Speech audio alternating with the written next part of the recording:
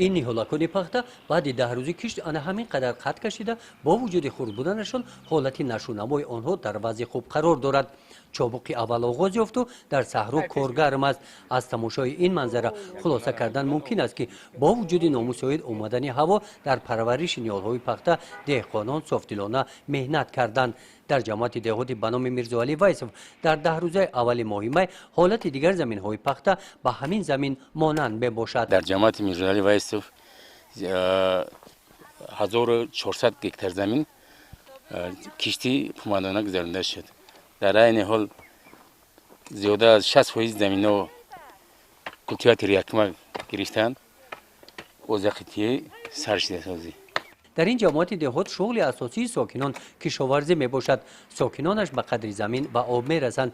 جهت استفاده ثمرناک و صرفه‌کارانه آب برای آبیاری زمین ها با دستور جماعت دهات تدبیرهای دائمی اندیشیده می شوند. با جلب ساکنان این هفته جویبار ناوه‌های آبرو از لایقه تازه کرده شدند.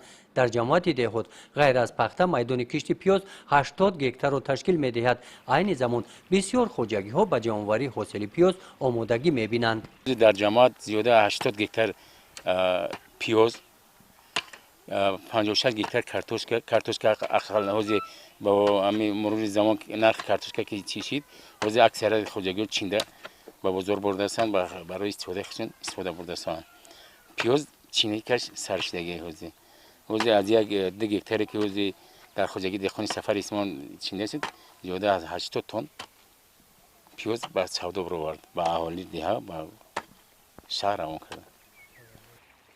در خوجگی هایی که حاصل پیاز جمع‌آوری کرده شده از زمین خالی نمانده اعضایان خوجگی به کشت تکراری شروع کردند.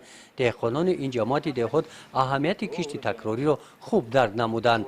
مثل این زمین که خوجگی دهقانی به نام مراد استفاده می نماید. در کشت تکراری اعضایان این خوجگی با استفاده آب پالزی دانه های تربوز و خربوزه کاریدند. در قسم دیگری زمین مکه دان کش نمودند. برای کشت تکراری در دیگر خوجگی هم اعضایان خوجگی های دهقانی آمادگی خوب دیده ایستادند. گزارش خواجه نظریف خدای نظر ظهوروف از ناحیه واسه برای برنامه اطلاعاتی نوید.